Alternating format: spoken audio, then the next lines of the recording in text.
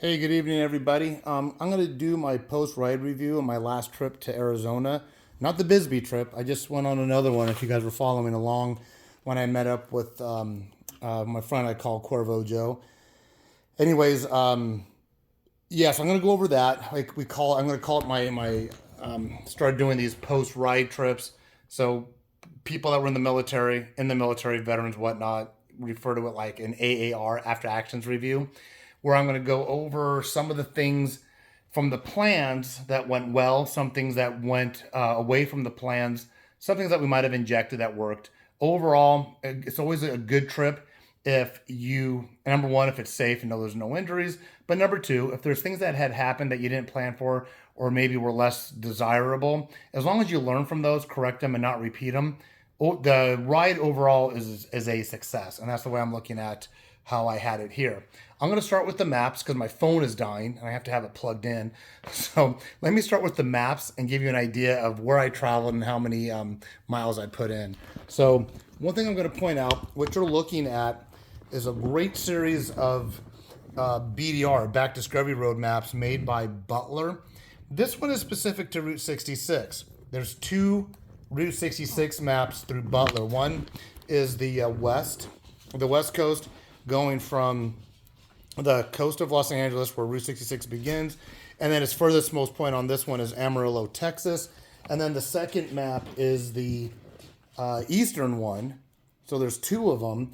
I do like them. I do use the Butler maps a lot for the other BDR routes, such as when I was in Arizona. These are really good. So this is kind of stepping a little bit out of the wheelhouse of what Butler does as far as motorcycle riders go, because the map above it, which I would find more appropriate, more usable for the Route 66 traveler, is actually free through AAA, or if you're not a AAA member, it's just a couple of bucks, and that's what the front of it looks like. I don't know if there's a price mark on there, but even if you're not a AAA member, with all the Route 66 traveling I've done, I would say that this is the go-to map, along with a guide called an EZ guide. But let's get back to the trip. So a couple of weeks ago, I was down in Bisbee. There's Tucson. Down here somewhere is Bisbee.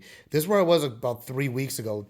This last week's trip, I left Riverside, which is there, and I stayed on the 10 freeway coming all through here, and met up with Corvo Joe, where he lives north of Phoenix, in a place called Buckeye. Buckeye. And then I spent the night there, and then we camped out in that one camp spot in the Prescott area. And from Prescott, we had I think we had 2 day trips that we just rode out about. Overall, when I complete the loop, I'm just about at 1,000 miles, and that really didn't include a lot of the day trip things. So on Memorial Day, Monday, he went home back down to where he's at, and then I went north to Flagstaff through Sedona, which was very hot. I hit triple digits. The bike did pretty good. My new climb jacket did great. That Dakar jacket did great, and I'll do more of a review on that specifically later. And then from Flagstaff, I stayed on as much of Route 66 as possible. I got to do more on Ash Fork because I did stop off at Williams. I kind of bypassed Ash Fork. And then I have a cousin that lives in Seligman, and I stayed in Seligman for the night. Now, jumping up to the AAA map, one thing I was going to point out, motorcycle traveler, Route 66 traveler, once you break off Seligman, you do this really cool loop. There's a lot of notable things I mentioned there. You come back down to Kingman, try to hit the Kingman Powerhouse Museum, awesome museum about Route 66. So you come down here through Oatman. One thing I'm going to say about Oatman is no matter what vehicle you're in, and do not travel in anything larger or a larger RV. If your RV is over 30 feet, do not do this route. And no matter what kind of other vehicle you're in, motorcycle or whatever, take it slow.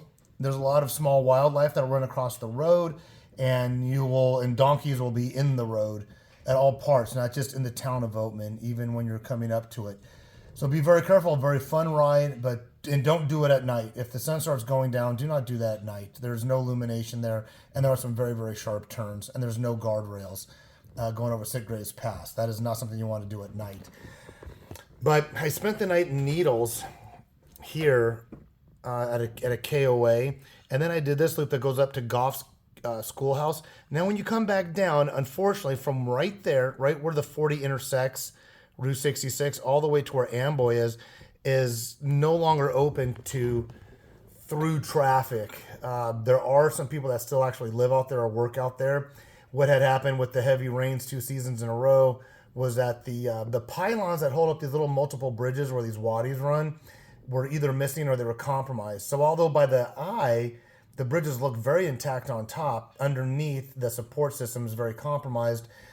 And if you drove over there with a heavy truck, you probably would collapse. So I don't know when they're going to repair them or if, I don't know.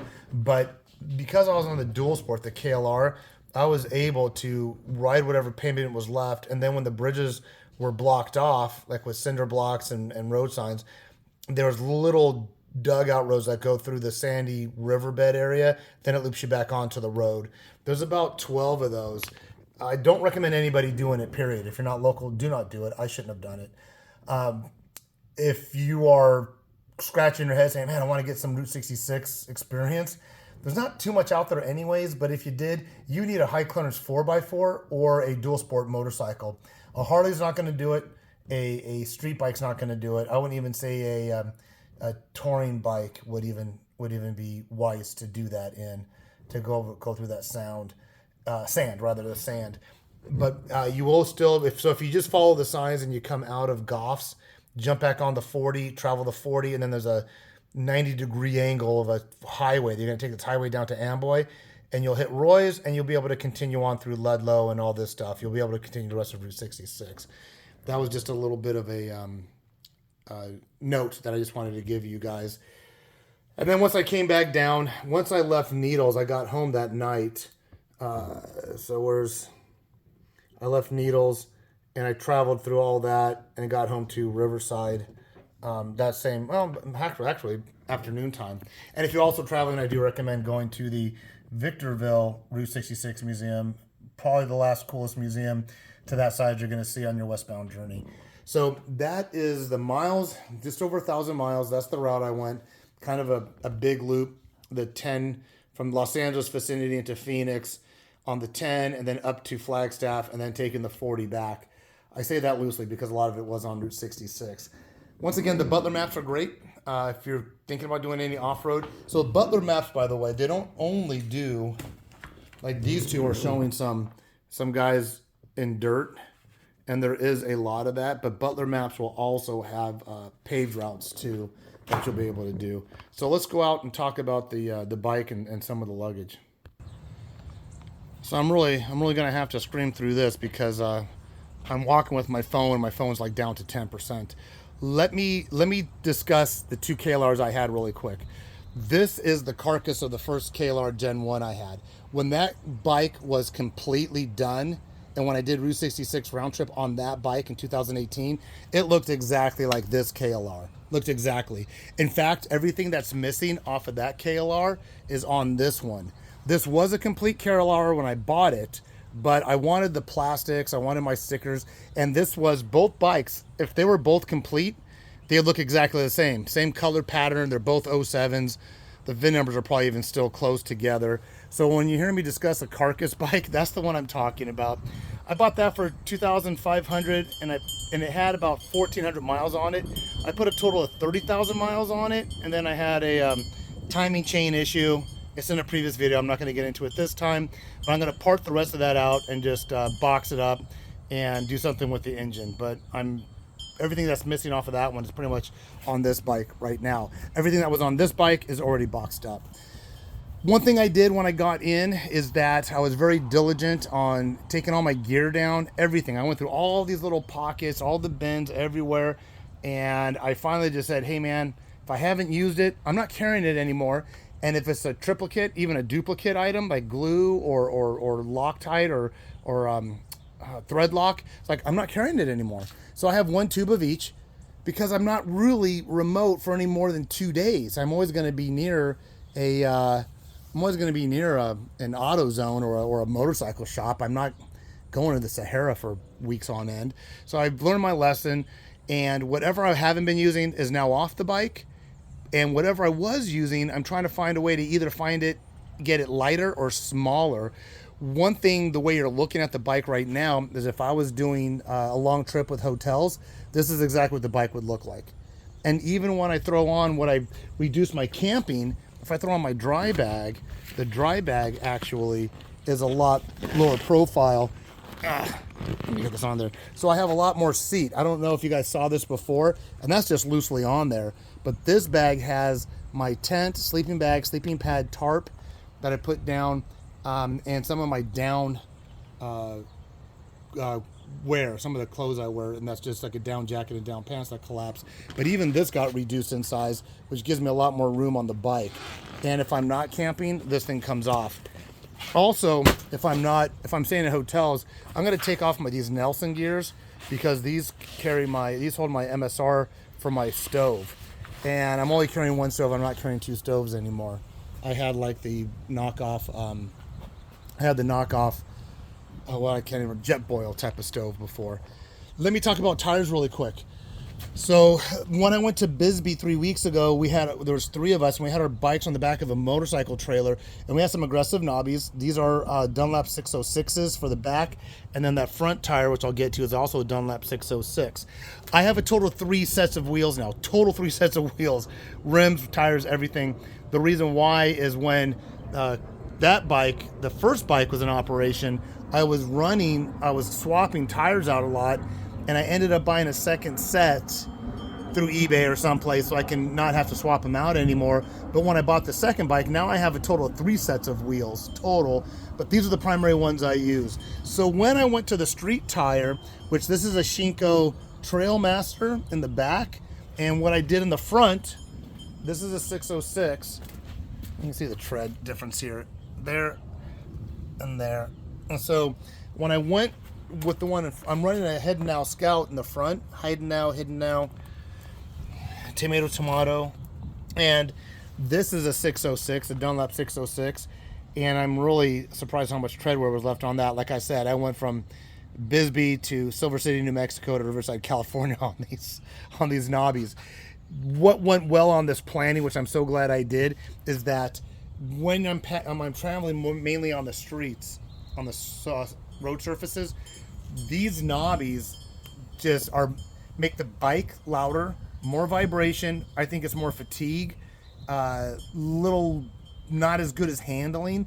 When I was on the Geronimo Trail out of Bisbee, yeah, these knobbies were great because I was on those dirt roads and I went through those water crossings, which I'm glad I had these. I did do quite a few dirt roads on these when I went to Arizona.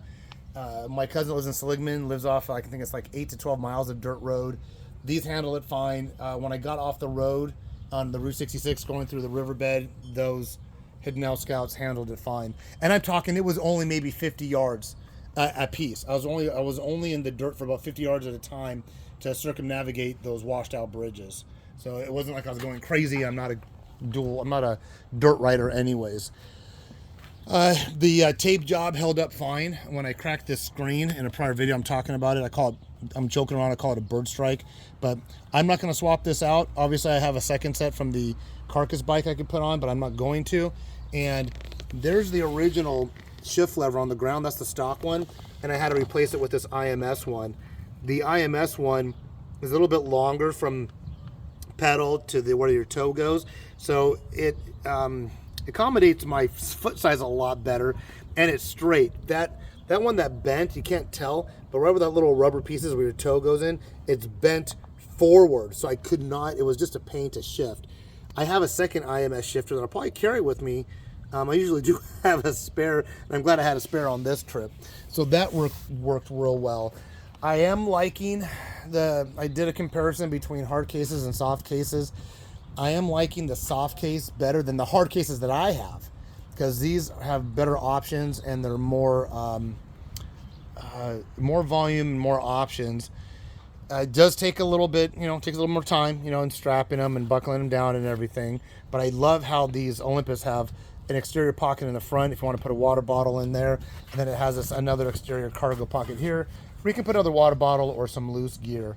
I did go through this, all these pouches and these bags and everything. This is mainly where I would put my clothes and some food items. But I did go through all of it very meticulously and got rid of a lot of redundant stuff that I had on the bike. There were some things I was going to mention, I probably forgot, but overall, let me set this up real quick. Overall, it was I don't even know if I'm my own cameraman today. Overall, it was a really good trip. I was really happy to hook up with my buddy Cuervo Joe. He was my cameraman a few times. Met a lot of interesting people. The things that went well, I would say overall, is mindset. I think what went well is that I was more than willing to accept delays, more than willing to deal with the KLR nuances of it overheating, and paying attention closer to the bike. Couple things I want to mention: I didn't lose any air pressure, any notable air pressure in either tire with the elevation change, and I didn't burn hardly any oil, hardly any. I might have burned a little bit, but in my view window, it was still over half, so I didn't even have to add oil, which was remarkable. I did not change my sprocket configuration like I said I was going to. I do have them in the garage. So on the stock, when you buy them stock, on the Gen 1s at least, it's 15 in the front and 43 in the back. What I have is I boosted up a tooth in the front, so I go up to 16. I drop it 3 in the back, I come down to a 40. Or maybe it's a 41. I don't remember off the top of my head. But when I reduce that, what it does is it reduces the high-end RPMs when I'm in 5th gear and I'm traveling 75 miles an hour. I'm touching 5,000, maybe a little bit more than 5,000 RPM. At a long stretch, I wouldn't want to do that, especially in the heat or in congested highways. A lot of times I was on Route 66 or I was in the slow lane, able to maintain about 70, and I will ride that bike. I will be in that saddle for a good 100 miles, and it goes by fast. I won't stop. I've pushed myself to 150, not getting out of the saddle. I just have to monitor and I don't see, my temperature on this bike is a lot better maintained than on my first bike. I never can get that bike.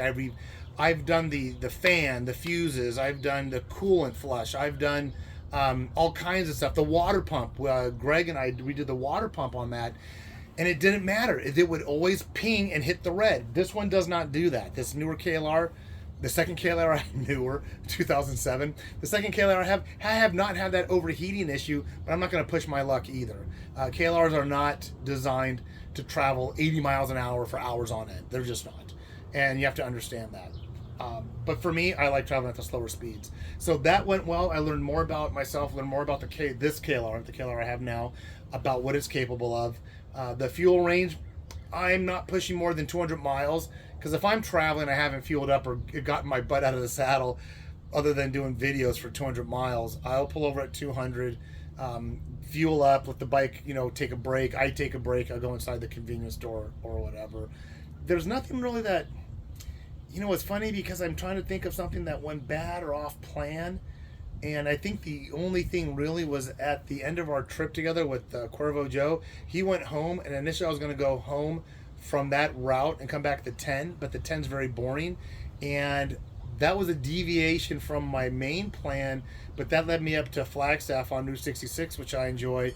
And I tell you what, from Flagstaff, I don't know how this is going to look on the camera, but from Flagstaff here on the 40 and Phoenix here on the 10 to get back to Riverside, and I'm right in the middle, and it was a wag of about maybe an hour as far as MapQuest is concerned. Getting up to Flagstaff and taking the alignments and the options of Route 66 was a lot better. It was slower. It was safer. Actually, I wouldn't even say slower, because there were times where I was paralleling the 40 and nobody was around me on Route 66, but I could see the highway traffic, and I'm going 70, 75 on Route 66. So I wouldn't even say it's even a slower route, but it's safer. It's just more relaxing. You don't have cars coming behind you. I don't know why more people don't use it, but to look at that, I just said, nope. That was a deviation from my original plans, but it was a deviation that I really liked. I wanted to get home on either Monday night or Tuesday. I didn't get home till Wednesday, but I didn't care. I'm retired and I got nowhere to go and all day to get there. So I just really enjoyed the interactions I had with some of the people I met along the way. So I can't say there was any huge negative that was a showstopper. I had to learn a lesson. Not at all. I think the overall thing I need to start doing, if anything, is reducing what I'm carrying on the bike. No more multiples, no more what ifs, realizing that I'm not going out for a month on end in the Sahara where I'm not going to have an AutoZone or a Walmart or a motorcycle shop. It just gets ridiculous. And part of that is weight and space, but the other part of that is packing and unpacking, looking for stuff and saying, why do I got so many? Where did I put it?